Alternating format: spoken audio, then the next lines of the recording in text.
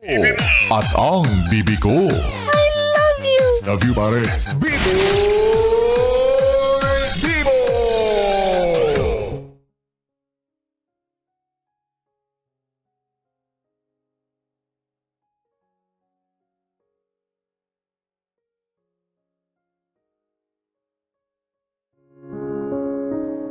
Bibi, ito na ang sulat na dapat ay mapakinggan mo. Kasi malay mo, para sa'yo pala to.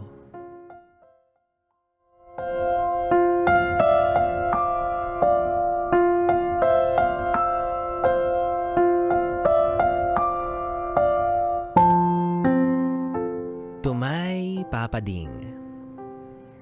Tandang-tanda ko pa yung pinakamasakit na nangyari sa buhay ko at ng pamilya natin. Dati, kapag tinatanong ako kung anong kwento ng buhay ko, wala akong maibahagi na malungkot at paghihirap. Kasi pinalaki niyo kami ni Mama sa isang maayos at masaganang pamilya. Hindi pang MMK o pang magpakailanman ang kwento ng buhay nating simple at walang masyadong pagsubok. Hanggang sa dumating ang isang hindi inaasahang dagok. March 2022. Tinamaan ka ng sakit na mild stroke. Okay ka naman after nun. Isang araw ka nga lang sa ospital eh. Nanghina, may konting pagbabago sa pangangatawan at kaisipan pero alam namin na kinakaya mo naman. Lumipas ang isang taon, imbes na gumaling, parang mas lalo kang nanghihina. Pero patuloy kami sa pag-aalaga. Umaasa na isang araw, magkaroon ng himala. At gumaling ka na lang bigla. Pero tila kabaliktaran ng hatol ng tadhana. May 2023. Malapit ko nang maabot yung pangarap ko. Malapit ko nang maiparinig sa'yo at sa maraming tao na sa wakas, nagbunga na yung paghihirap nyo. Makakanarating na ako sa nais kong marating. At gusto ko, kayong pamilya ko pa rin ang aking kapiling. May 2, 2023. Unang araw ng pagtupad ng pangarap ko. Magagawa ko na yung gusto kong trabaho. Kaya naman bago umalis ng bahay, gaya ng nakagawian at turo niyo sa amin ni Kuya, humalik ako sa inyo ni Mama. Pero this time, ikaw mismo yung naglapit ng pisngi mo. Parang may pahiwatig na hindi man lang nagets agad ng utak ko. Fast forward, nasa trabaho na ako. Ito na yun. Sana nakikinig kayo. Pero ako yung nakarinig ng isang tawag sa telepono na nagsasabing, "Nak, umuwi ka muna. Si Papa mo." Dali-dali, nagpaalam ako sa trabaho. Habang papauwi sakay ng motorsiklo, kinakabahan ako sa posibleng nangyari sa'yo. At nang makarating ng hospital, bumungad sa akin si Mama na humahagulgol. Iyak ng iyak. Habang sinasalubong ako ng yakap. Wala pa man siyang sinasabi pero pumatak na yung luha ko. At nung sandaling sabihin niya na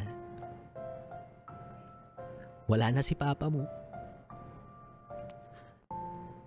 parang huminto yung mundo. Parang ako yung batang inagawan ng laruan. Tapos wala akong magawa, kundi ang gumawa ng gumawa. Pinuntahan ka naming magkakapatid sa ward kung saan ay sinubukan ka pang buhayin.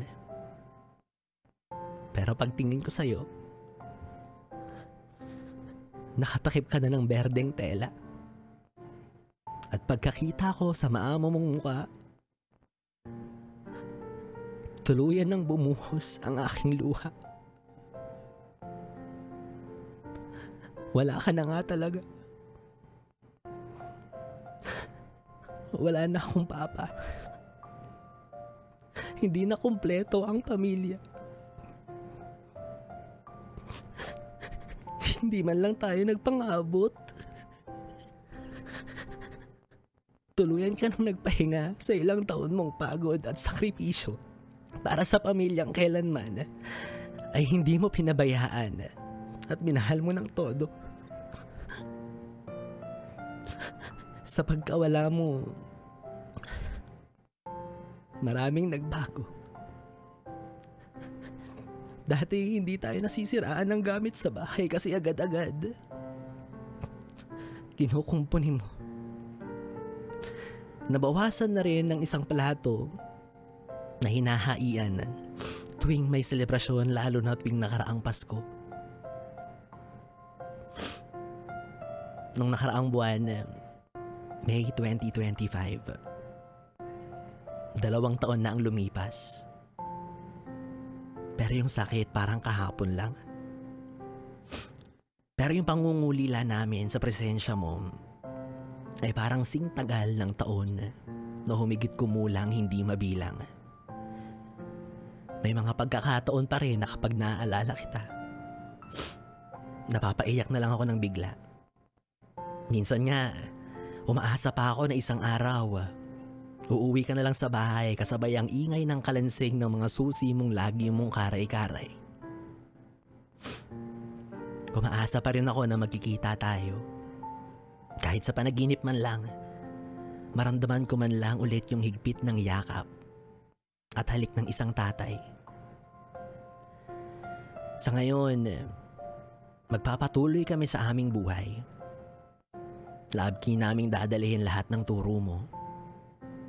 Lagi naming aalalahanin yung ngiti mong gustong-gusto ng maraming tao.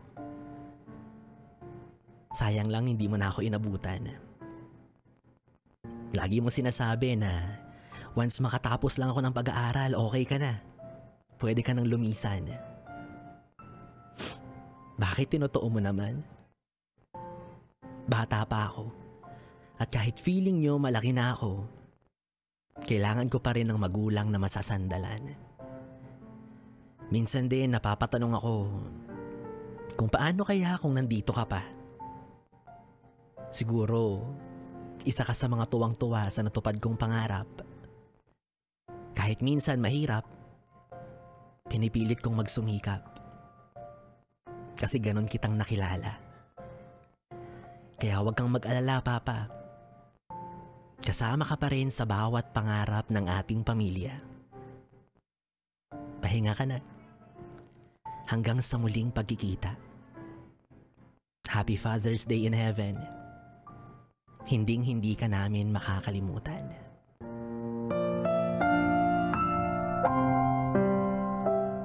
Yes, it's me. Noah. BBC Biboy Bibo Confessions.